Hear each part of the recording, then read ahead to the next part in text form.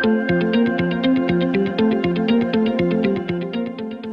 my friends. This is Joanna with Word Made Digital. This is Season 2, Episode 5. Thanks for tuning in. Today, we have my friend, Danielle Strickland. Danielle is one of the best communicators I've actually ever heard. If you don't know her, she has this amazing way of capturing an audience through stories that make you laugh, and then bang, it just hits you with the truth. And so she's an author of 5 books. She hosts a podcast of her own, and sometimes she'll be found speaking to stadiums of tens of thousands of people, and then other times you'll find her in a room of 10 refugee women in a camp.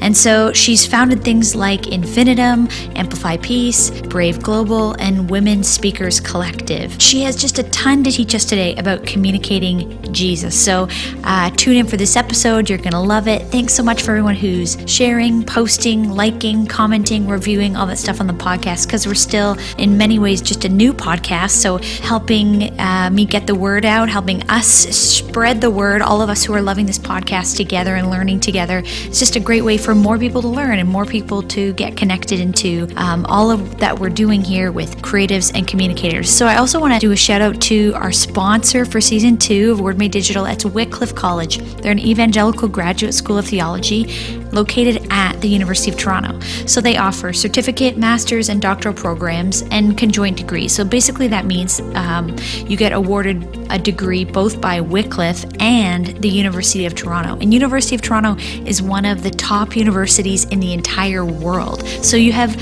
an amazing education within a very reputable degree coming out the other end. I went there myself. I did my Master's of Theological Studies, and I loved the professors and the classmates that I had there. I love the traditions too. They have morning and evening prayer because it's an Anglican tradition. And they have these Wednesday night community dinners, and everyone gathers in this Harry Potter style, old-fashioned dining room.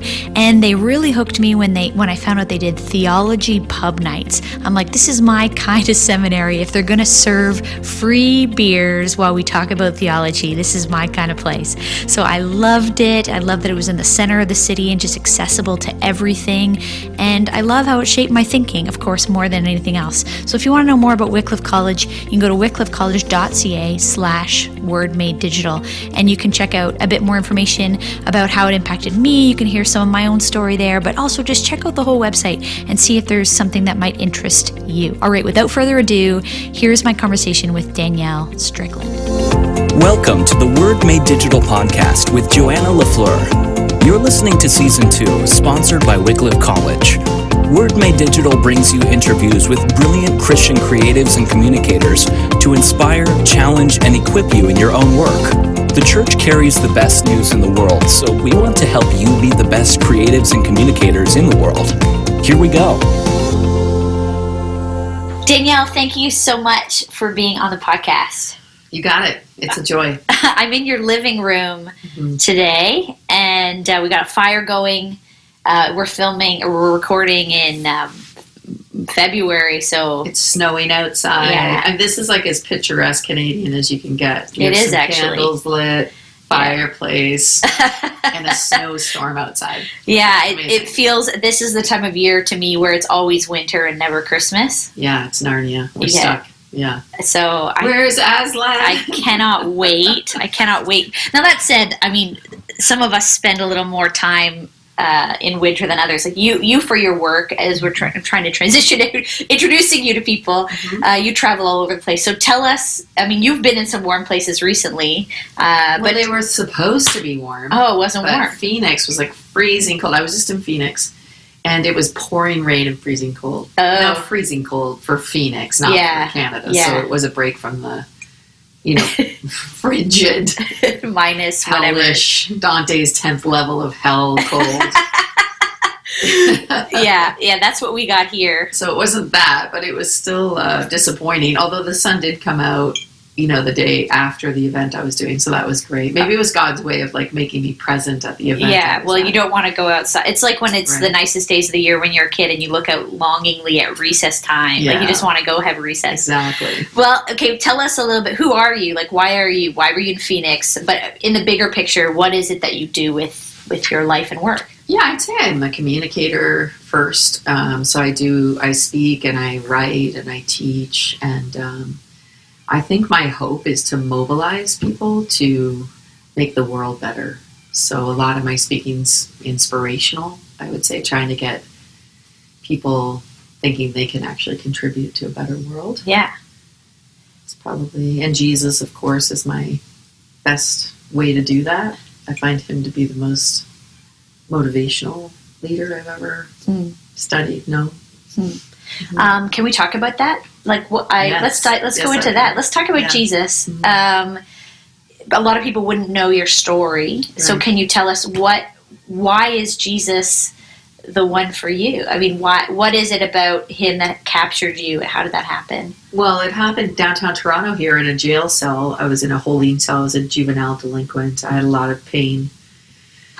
And that manifested itself probably through rebellion. A lot of kind of lies I believed about God, that he was angry or at least perpetually disappointed in me. Couldn't really live up. Came out of a religious home. Didn't really like what I thought was smallness of Christianity, rule-based, authoritative, be safe. Right. Which, of course, now I understand after meeting Jesus is the actual opposite of Christianity. But, and then Jesus showed up, and, it's a long, long story, but first a Salvation Army officer named Joyce Ellery came to visit me and just kind of hugged me. I was alone in the holding cell in the downtown Toronto City Hall jail. Right by my house, actually. Yeah. Yeah.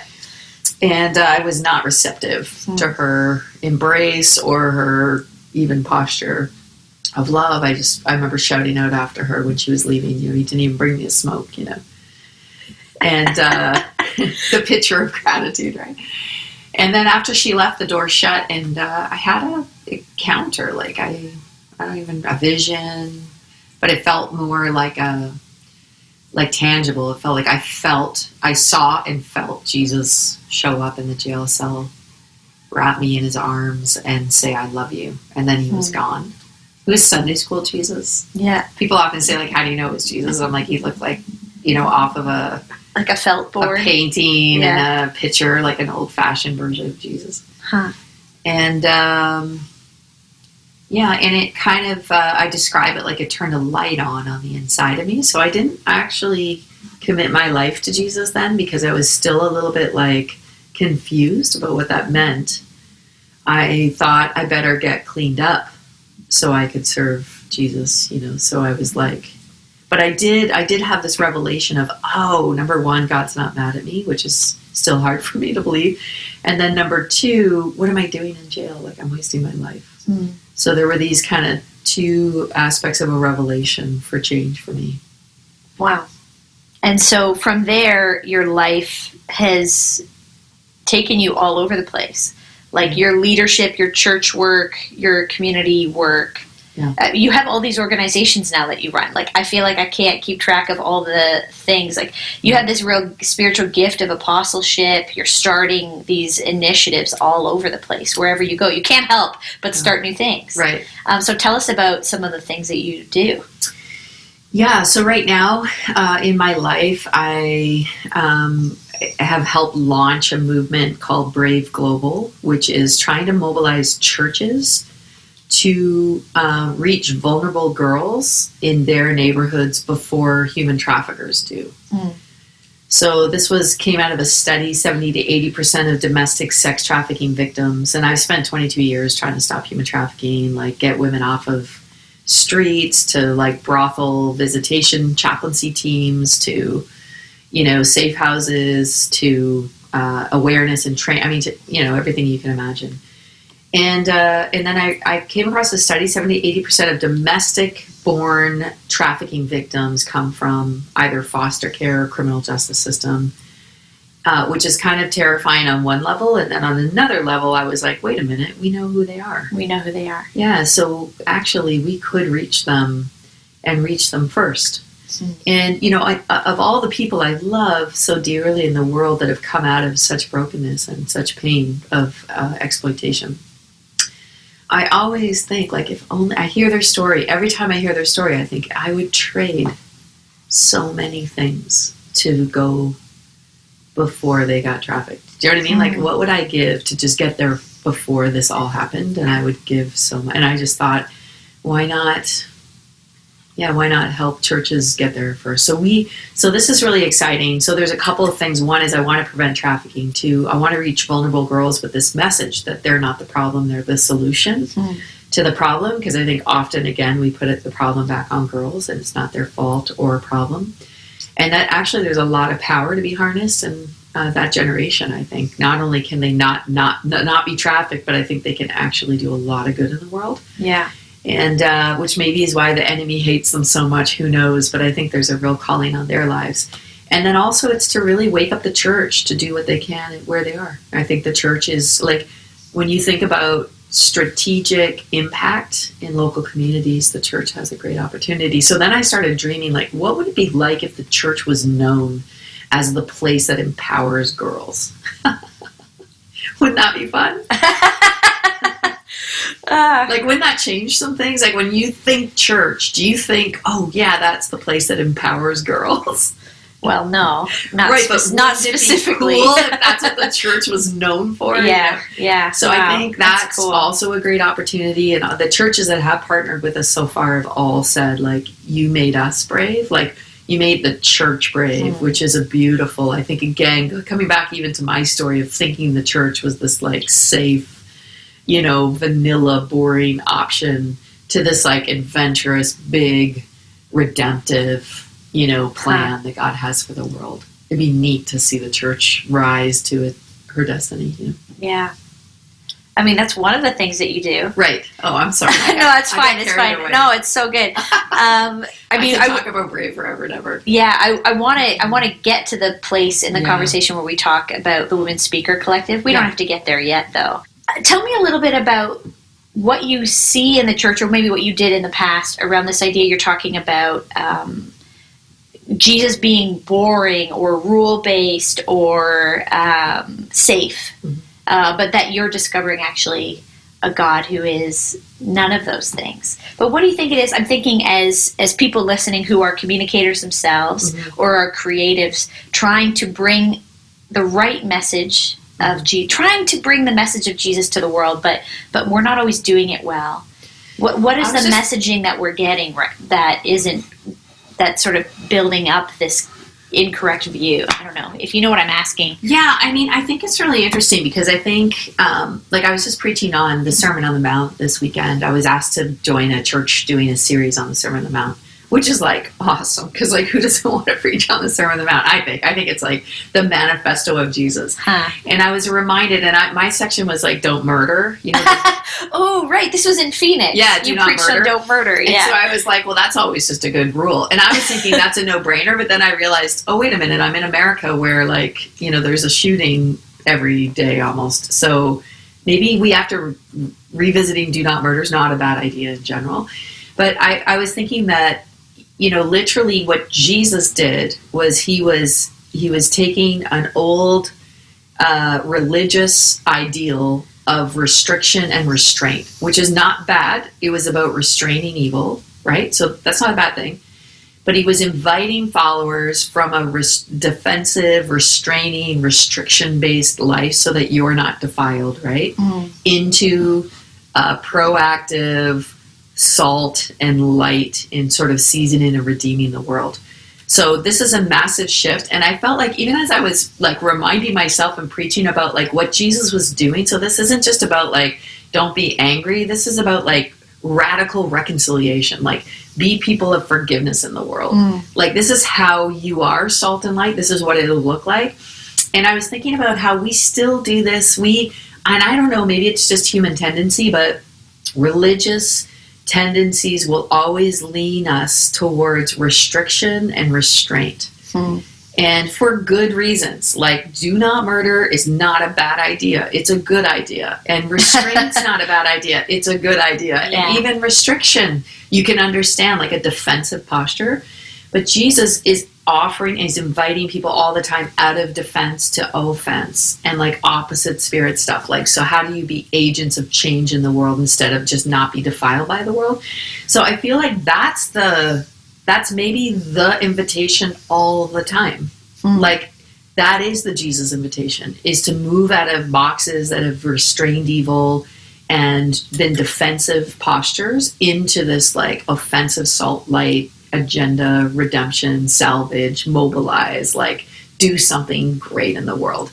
So I feel like if you can, for me anyway, it's helpful to me to remind myself, even when I'm preaching, like, what is Jesus inviting people to? Like, what is the manifesto? Like, what is the gospel? Like, what is the good news? And then inviting people to that radical good news. Like, this is, and so anyway, I think that's the trick. If there is a trick, I think it's to just stay on point, like refresh the basic tenets of Jesus, but like how radical it is. Yeah. Even still, it's incredible. Well, and a lot of that for you is coming out of real lived experience. Like, it's not theory for you, which is, I think, one of the reasons why when you get in front of people and tell the stories that you tell, communicate the way you do, you're bringing in, whether you tell the stories or not, you're bringing in, the years you've had with real people in really difficult places,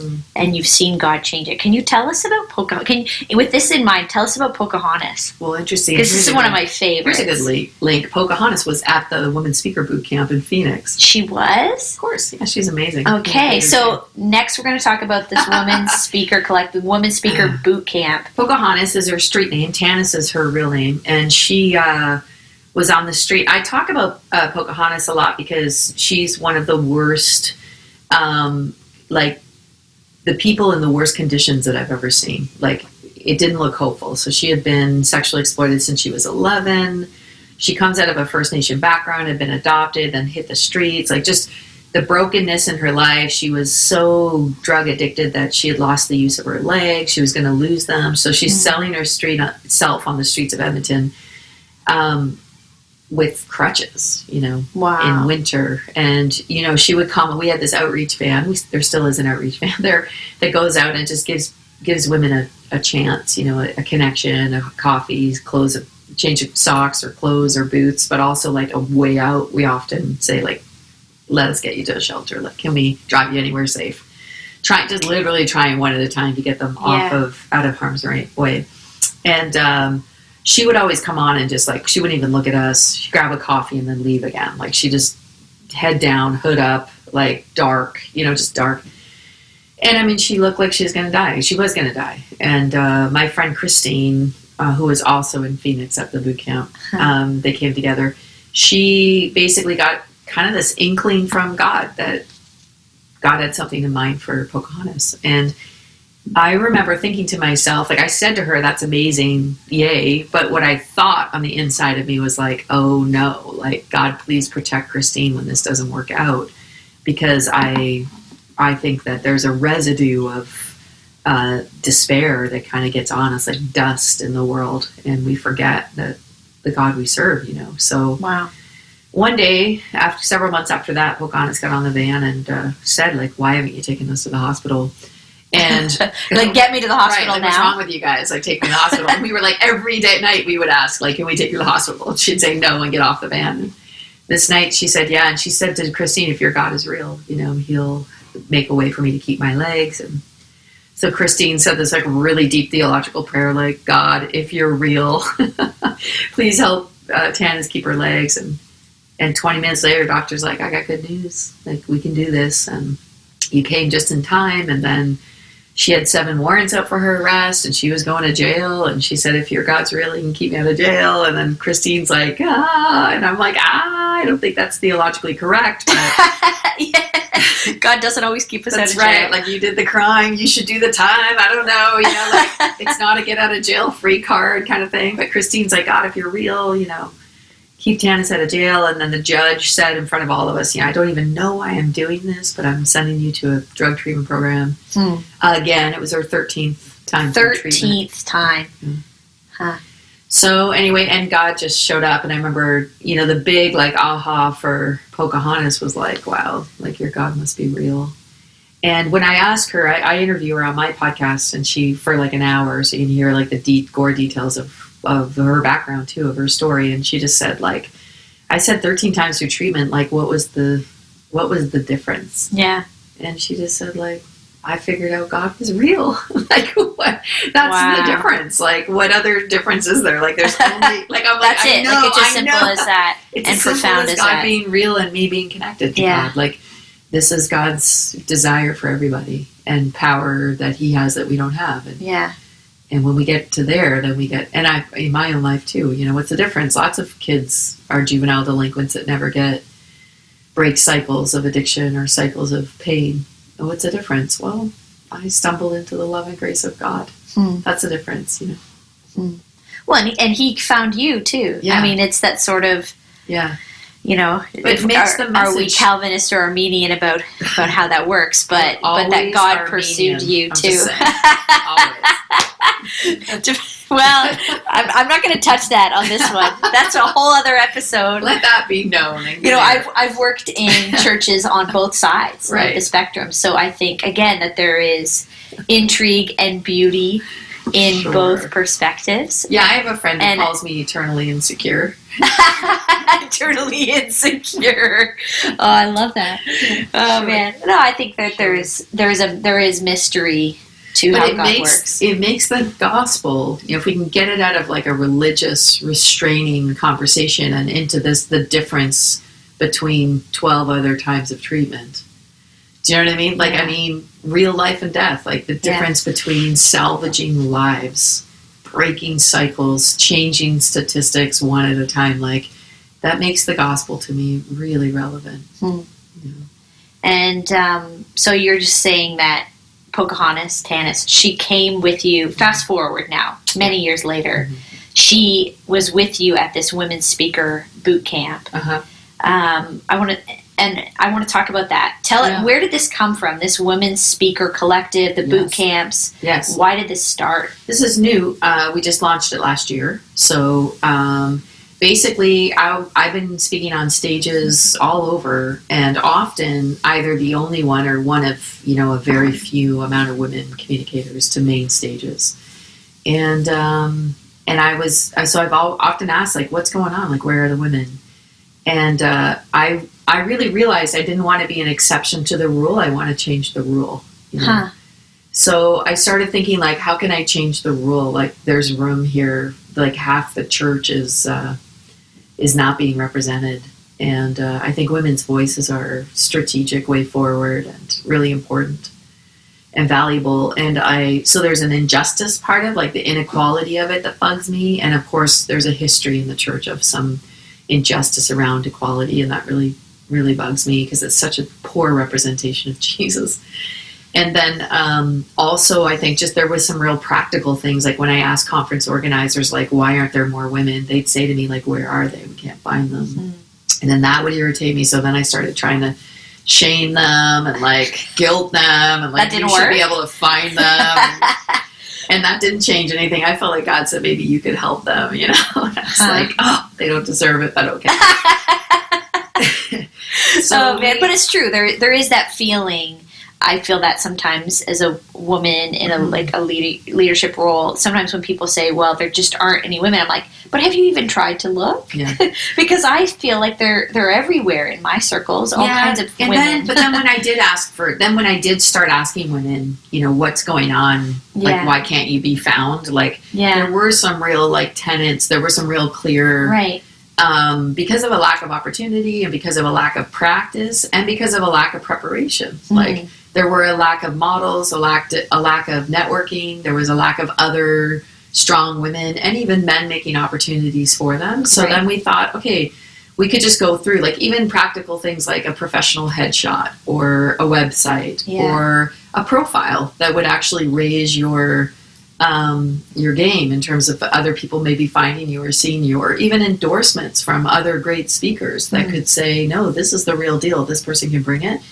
So we tried to like literally just check, like make a list, like where's the gap between women who are really great communicators and then getting them opportunities. So, and we just started trying to like tick off the gaps. And so a 2-day workshop is one of those gap fillers. So add a 2-day. And you just did one. I did one in Phoenix, yeah. And you had one in Long Beach, California. One in Toronto coming up in June. Yeah. Yeah.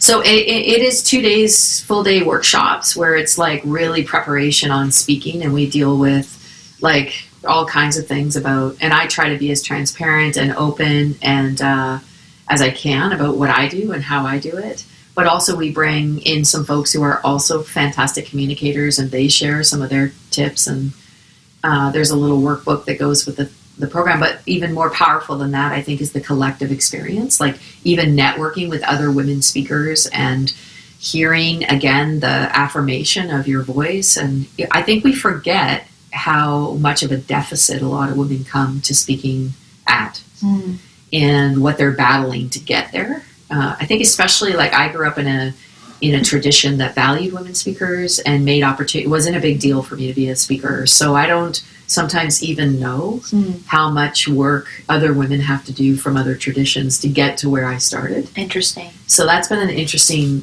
thing for me personally. Well, even something that surprised me that I saw on social media, I was following along with you, living vicarious through the Instagram stories from the event, and a woman said, one of the women who attended said that hearing you in that room do one of the sessions, it was the first time she had been taught in a Christian setting by a woman.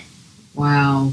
And it was on I don't know. I don't know if it was a quote or she was speaking direct to the camera, but I was so surprised that she was not a younger woman. Like she was definitely over the age of 35, and she had never in her life had the experience of being taught by a woman. And I'm like, but you're in a women's setting. Even that's so interesting. But that's sort of, you're right. Everyone's context for that is different. The theological history of that in different denominations is so different. Well, and we also call it a boot camp because we're not there to feel good. We're there to work. We're not here to hug and cry. Right. Now, we do start the experience off with a solidarity exercise. We have women fill out this questionnaire about, like, have you ever been told your voice is too high? Have you ever been challenged theologically for speaking in church? Have you ever thought that if you were a really good speaker, it might compromise your relationship with your spouse? Like, have you ever... So we go through these, like, lists of, like, real brokenness and pain, and everybody fills it out, like, yes or no. And then we collect... It's anonymous. We collect them all, and then we re-give them out. And we have women stand on behalf of other women who have experienced this. Oh, wow. So, like, we'll say, like, have you ever, been told you shouldn't speak in church? And if the answer is yes, please stand for your sister. Right. So you're holding someone else's survey and representing them rather than having to self-identify. Yes. That's really cool. But there's also, so it's not only, powerful. because I think everyone would self-identify. It's not like, but I think there's something about saying, like, I'm going to stand for you and recognize where you're coming from and what you feel. And then, of course, we also just chat through the solidarity exercise of women finding their voice in a Western context and what that means to the global silenced, women around the world who literally cannot speak. And we just pause for a second to realize that our freedom and deliberate intention to use our voice is connected to their freedom. Right. And it's a really powerful, but I'm always blown away at, like, when I said, like, have you ever been challenged theologically for speaking in a church? And if your answer is yes, please stand up. Like, 98% of the room stands up. Yeah.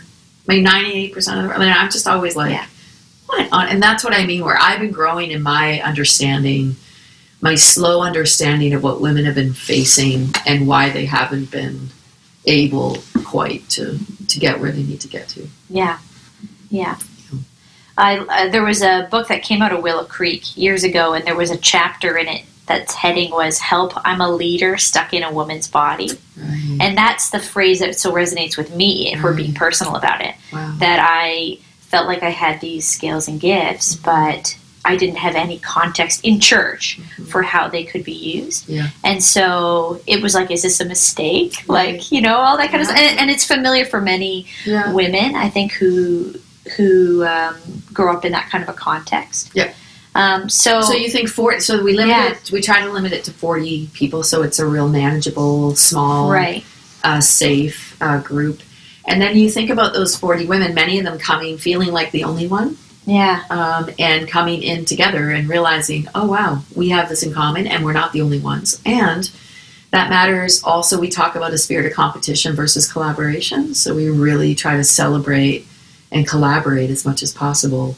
So we try to break off that, spirit of competition. Yeah. And what I'm hearing too in that is there's sort of a few things happening all at once in what you're trying to accomplish. Some of it is as base level, not to be crass, but the business of speaking. Yeah.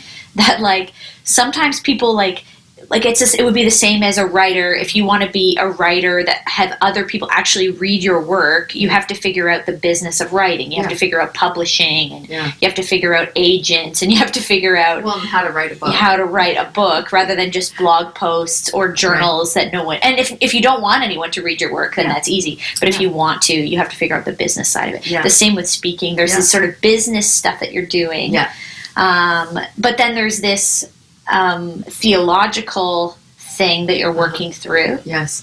And then this other piece is some practical, like how do you act? Okay, so like these are huge rocks as well, but like how do we actually be better at the craft, the art and the science of communicating? Yeah. And some of that I think you would probably say is just keep doing it, like practice. But there's some stuff that you're teaching there. Yeah, I know there's some framework stuff, so it depends. And also, I mean, there's so many different styles of preaching, too, so we go over a few different kinds of styles. So what would a couple of those be for you? Oh, well, like, if you're a preacher, your style, you're going to start with a text, right? So then how you develop a talk from a text is a little bit different than how you would develop a talk from a subject. Okay. So just even things like that. So like a topical preach versus an exegetical preach would be the fancy way of saying that. Yeah. So we talk through that. I tend to even if you give me a topic, I usually find a text because that's my most, that's probably my sweet spot in terms of that's where I come most alive is if I can find a hinge. Yeah. You want the scripture. I need a place to land. I feel and also I think that the Bible and particularly the Gospels, but the message of Jesus is so profoundly powerful in and of itself that it's fun to kind of root it there. Feels like I discover a power greater than what I could communicate, in that. Yeah. But there's also different. So not everybody there is a preacher. Like some people are just trying to up their game as teachers, so we try to also talk about different styles of speaking. I try really hard during the week because it's a women's event, which I'm not known for holding. So that's fascinating, or even going to tell you the truth. So that's been also a fascinating thing. So I try really hard. Everybody brings their best 5-minute talk and we debrief together your best 5 minutes.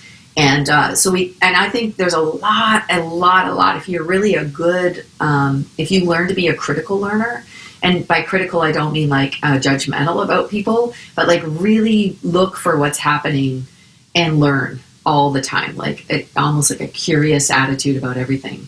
You can really develop your craft of communication just by listening to communicators and paying attention to what they're doing. So we do this 5-minute speak, and then we debrief in the large setting. I do a debrief on things that were done that were fantastic and we should pay attention to, and things that we could have done that might have even been more fantastic. Yeah. And that feels like a boot camp. That's for sure. Scary. That's scary. By far the scariest thing ever, but it turns into such a beautiful, first of all, affirming exercise, which I think is because women are really scared of rejection because, of course, they're often coming from deficit places. So not only is it affirmational, but also it's peer-based affirmation, which is, I think, some of the most powerful kinds of affirmation.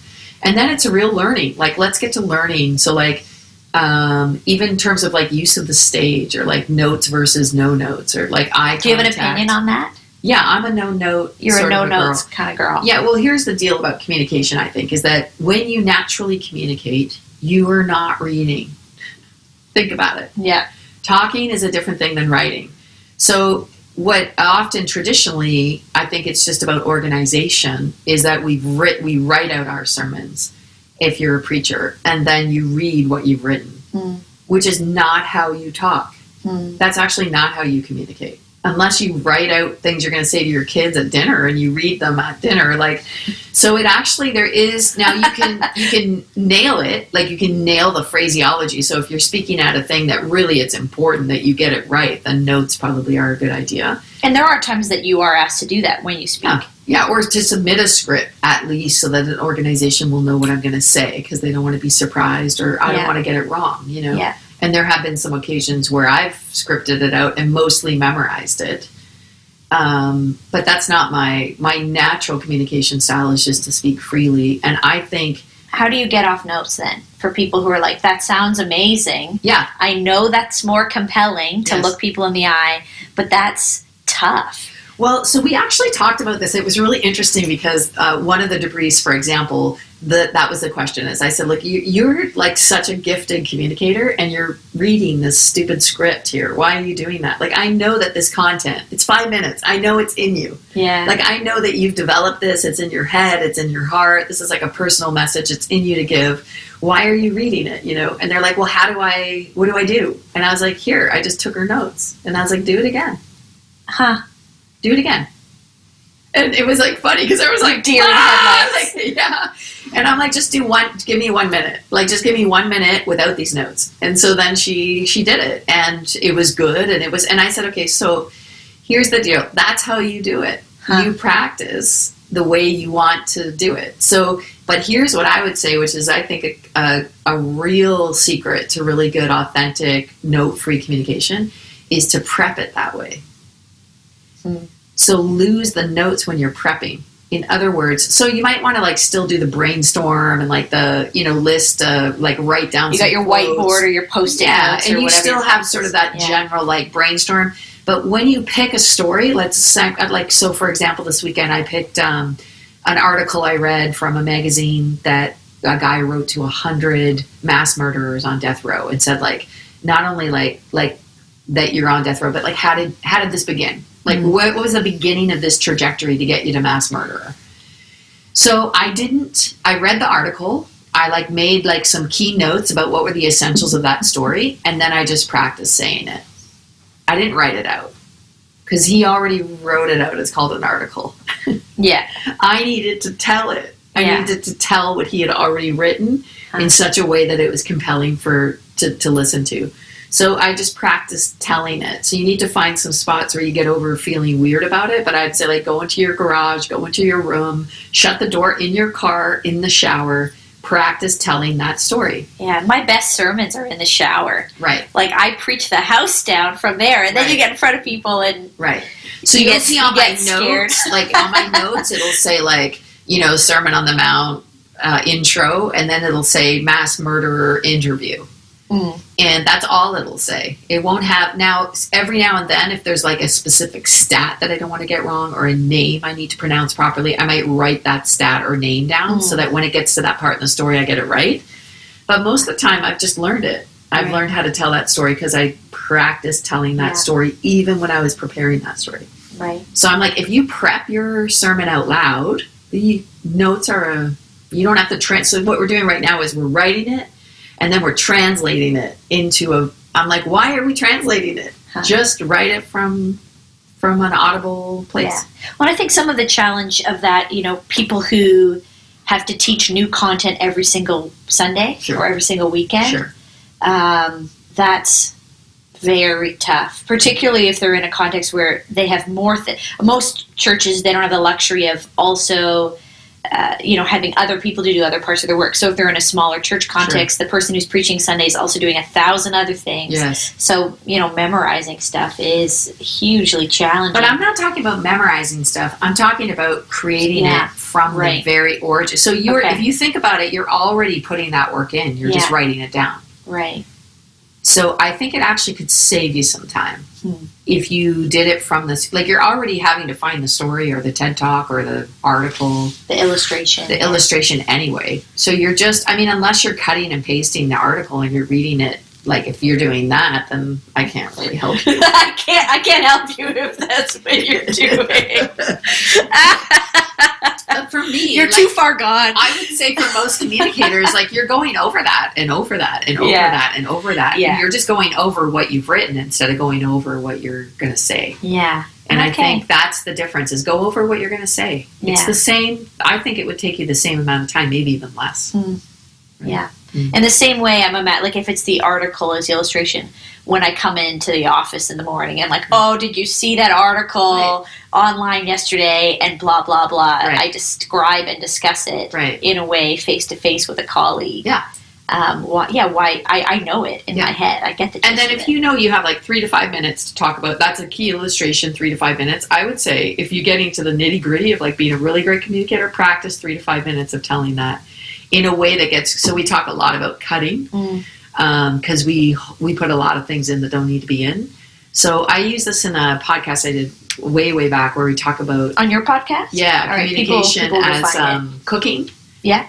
And how, you marinate. So you get something into you. So same with really good communicators. You get a topic or a subject or a text from the Bible or whatever in you first. You marinate in that. And then the flavors are going to come out if you're marinated.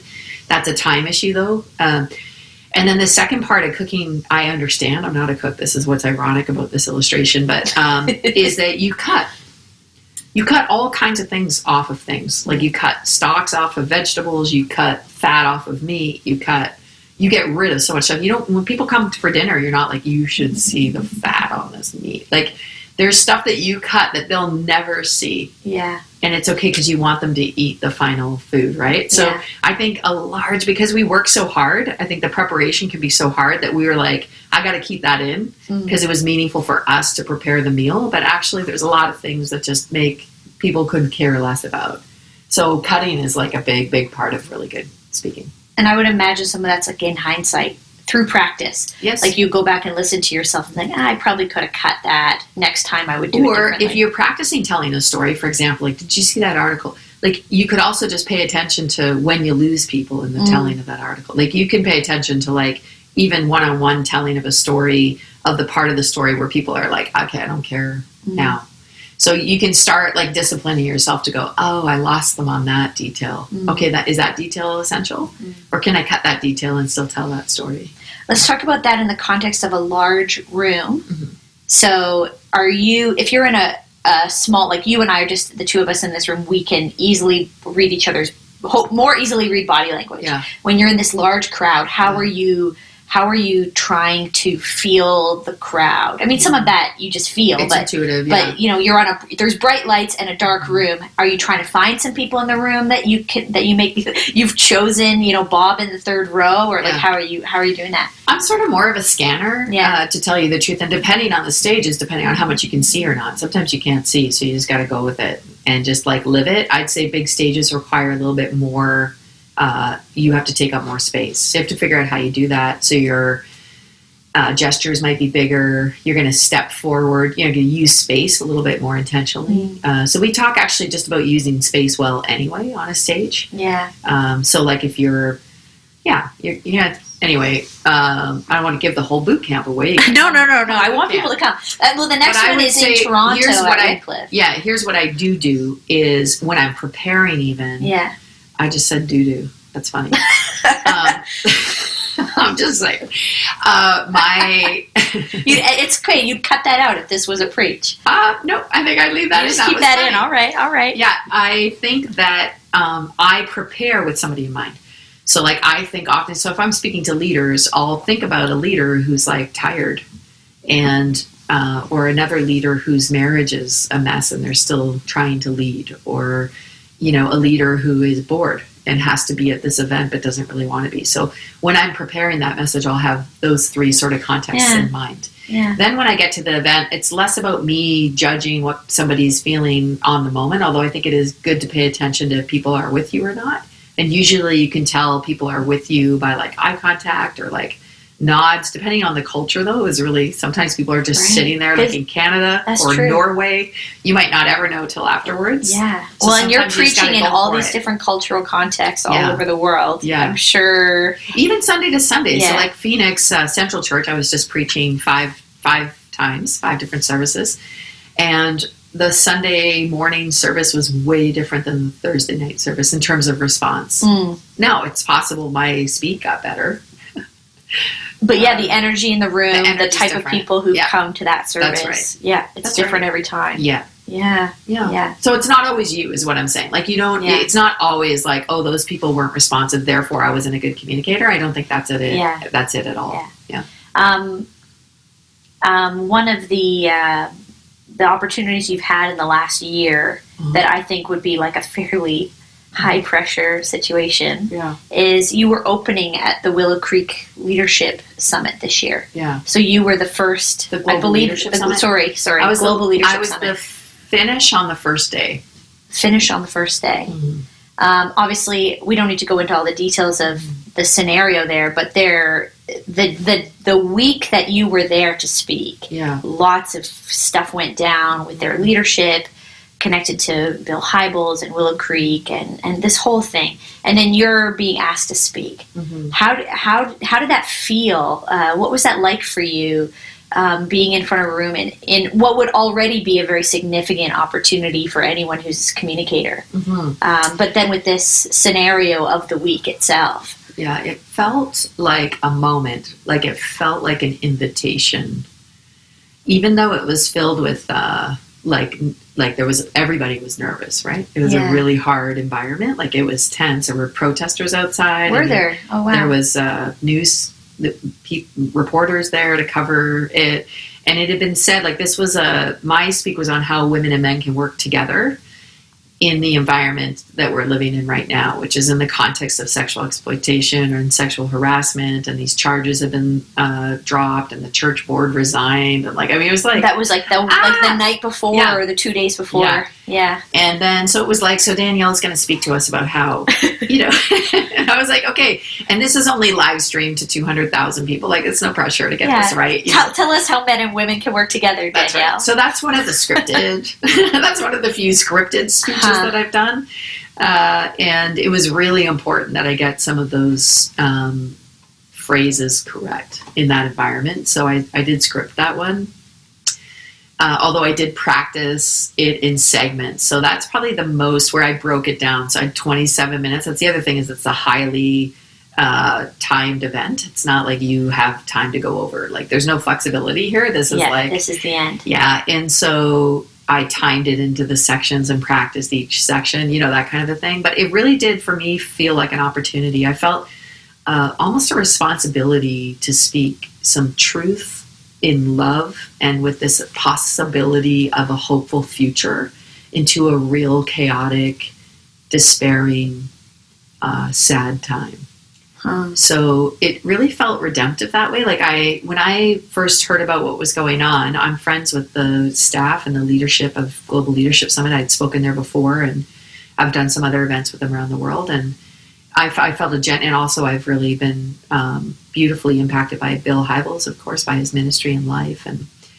And so I was like, what? Like, what's going on? Like, and just out of curiosity, was that always the schedule and they stuck to it, or they shuffled you to that place after things had happened? Yeah. So this all happened, like the original thing happened with Bill Hybels, and everybody was reeling, and I was praying for Willow Creek Church, and I was praying for Bill and his family, and I was praying for all my leader friends who were like reeling from just surprise and betrayal and fear and all kinds of things. And I was praying for them, and I felt God said to me, offer to help. Like, just offer to help. So I was writing an email to one of the leaders at the Global Leadership Summit saying, if there's anything I can do to help you guys right now. I also had this real sense that this was going to be really bad for women. Even though it's good for women that the truth's told, I felt like it was going to be a bad response if somebody didn't step in that could tell the truth with some kind of hopefulness. So I had this real, like, kind of almost like a warning, and I was sitting down writing an email to the guy that I was going to write an email to when the phone rang. And it was the leadership, the guy I was writing an email to. He was calling you while you're writing while I was writing an email, and he said, we just came out of a meeting, and we really, really sensed, like, if you would be willing, if you could. And I was like, I'm literally writing you an email right now. So I felt like it was God, like God just, and it needed to be for me. I think it needed for me to do that the way that I felt like God needed me to do that. I needed to know it was God. Yeah. And I think we all knew it was God. Mm-hmm. So that really helps, because I feel like once you know that this is God directing your life, not just, we're scrambling to find a woman and maybe Danielle will do it. And then there was a lot of like feedback or kickback saying, I was somehow compromising my women justice work or something like that kind of. Anyway, there's just you received some criticism for participating. Yeah. And I can honestly just say, no, like God told me to do this. Yeah. And even also told me what to say. Like I really even feel like there was a message that he had for leaders who were scrambling for some place to land and where to go. So it kind of felt like a real opportunity. Yeah. More than a burden. I love that. The last story I would love for you to tell, because I just want to hear stories. I mean, if you can't tell it, I'm unscripted here. I'm trying more and more, even as I interview people, as I'm learning how to interview. I'm just trying to have in my head a few things I want to talk about and not write them down anymore and just see where we flow. Yeah. And it's much easier when we're in person like this compared to some of my interviews are digital, and so it's harder to flow. But the last story I'm curious about today is the story of the thing going on in Europe, the story of this cathedral you spoke at, and particularly I'm thinking in light of there's a lot in the news right now around scandals in the Catholic Church, and then we've had a lot of scandals recently. Not the scandals are over time, but the reporting of them in the Southern Baptist Convention and all this kind of stuff. Yeah. And so the idea of in many camps of Christianity, Catholic and Christian or Protestant, there's lots going on. And can you tell us about this opportunity you had in, I think it was Vienna? Yeah, I've had a few to work with a Catholic order in Europe, particularly called Loreto, and it's a lay-led order, kind of trying to revitalize Jesus, central Christian message in Catholic churches across Europe. I'm also friends with the 24/7 prayer movement, Pete Gregg, who the 24/7 prayer movement has been like creating houses of prayer, and lots of Catholic folks have been getting behind that. Of course, we have a lot. We owe a debt of gratitude to many, many Catholic orders who've kept prayer sort of alive and can teach us so much. So I feel like in this kind of a chaotic, where the truth is coming out about the dysfunction of our various religious institutions, there's never really been a better time to focus on Jesus. Like, where do you land when I think even what we were just talking about at Willow, like where does Willow land when its founder and its leader, has turned out to be some kind of a disappointment to people that have looked to him. Where do you land? I mean, I think where you land is on the very foundation of your faith, which is Jesus, right? So in some ways, and the same with the Catholics and same with Protestants everywhere, and hopefully same with the Baptists. Like, where do you land when like all of these things are failing you? You land on the person of Jesus.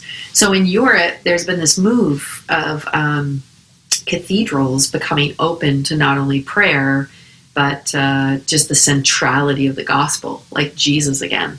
And these are Catholic cathedrals? Yeah, these are Catholic cathedrals. So most recently, a few months ago, I was in Vienna, Austria, and we were doing a joint event. So it was 24/7 prayer. So it's Protestants, all kinds of flavors of Protestants. So from like uber charismatics to like Anglicans to, just all kinds of Salvation Army people, like literally all kinds. And then the Catholics. And we had this reconciliation event where 500 Catholics, 500 Protestants, and we spoke. There was the guy that leads the orders, Matthias, he spoke and I spoke. And we really led to this reconciliation moment where he actually said, it was really interesting. He said, whenever Jesus is about to launch something really key in Scripture, in the gospel stories, the disciples are always fighting about who's greater.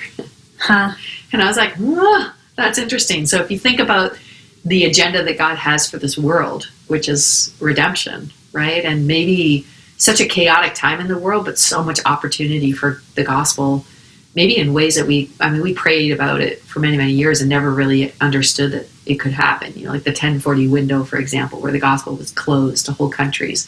All of the countries right now that are in the biggest refugee crisis, they're scattered all over the world, are from those countries where they're now able to hear the gospel and they couldn't before. It's like literally the answer to our prayers. But anyway, we did a reconciliation. Like, we're not going to fight about who's greater or who's wrong or who's right now. We're going to refocus our attention on what Jesus is doing in this moment.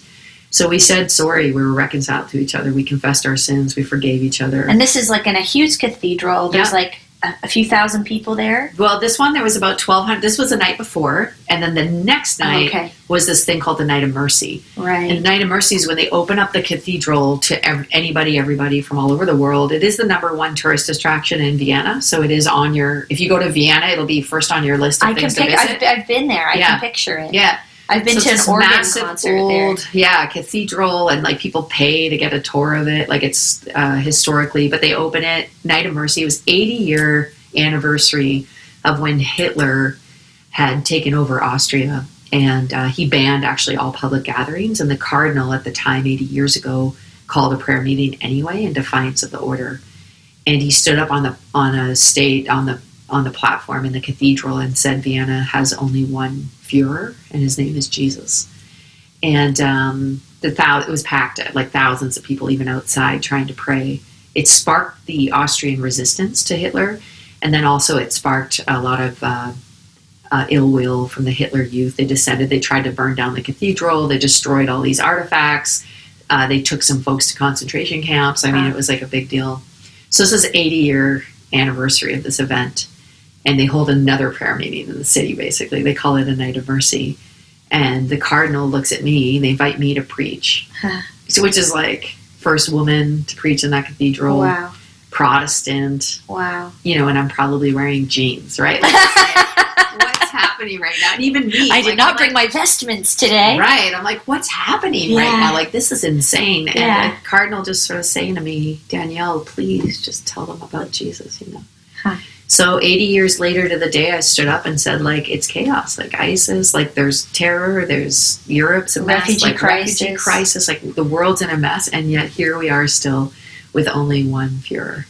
And his name is Jesus, right? Like, again, back to this like centrality of where we land and who we serve and what Jesus wants to do. So, and then we just did a pitch, like hundreds. And I mean, I still am hearing stories from folks that prayed with people in that cathedral to really follow Jesus in a fresh way. So that's pretty. Wow. When you were saying, pretty exciting. I think you've said to me in this story before that you gave an invitation and so many people responded. You had to no, let me really explain what this means.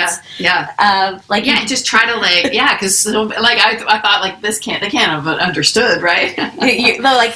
Following Jesus is hard, guys. Yeah. And then they still said yes. Yes, absolutely. Amazing. Yeah, it's just a move. It's beautiful. Yeah.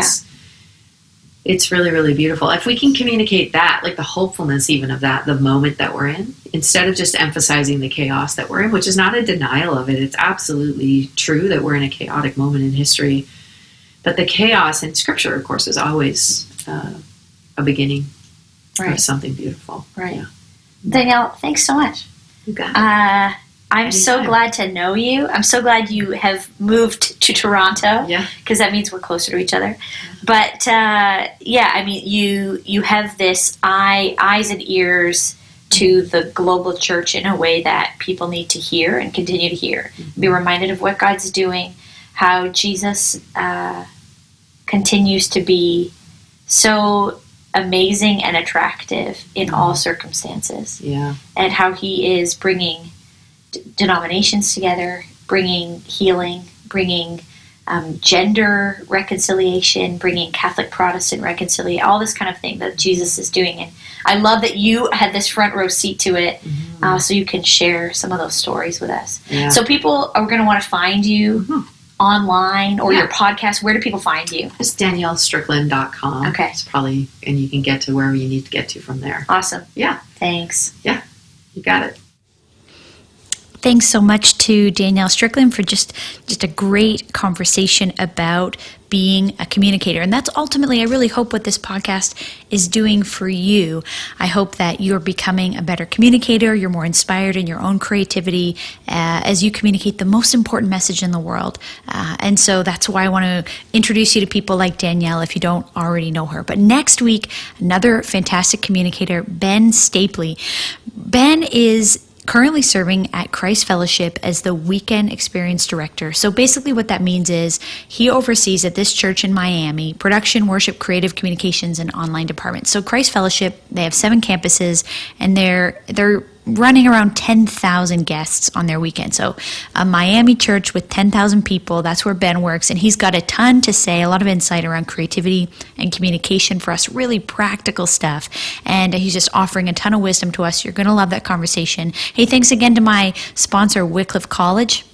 Just a reminder to go check out the website for them, wycliffecollege.ca/wordmadedigital. There's a link down in the show notes if you want to go right from there. But they're a really affordable and flexible way to get a theology education. If you're a Canadian, it's only $602 per course. Now, and even if you're from another place, there's a ton of people from all over the world who study at this school.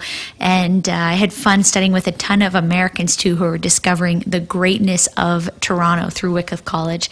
And so it's just an amazing opportunity to get a flexible education in class, online, full-time, part-time, whatever works for you, and really affordable. So that, for most of us, that really works for us. So I want you to check out Wycliffe College. But other than that, we're going to see you next week with Ben Stapley. You're going to love that conversation with him. Can't wait to talk. See you soon. Thanks for listening to the Word Made Digital podcast with Joanna LaFleur. If you like this content, hit subscribe and share this episode with your friends. Head over to joannalafleur.com for more free tools, interviews, and media for creatives and communicators. We'd love to help you be the best you can be at communicating the best news in the world.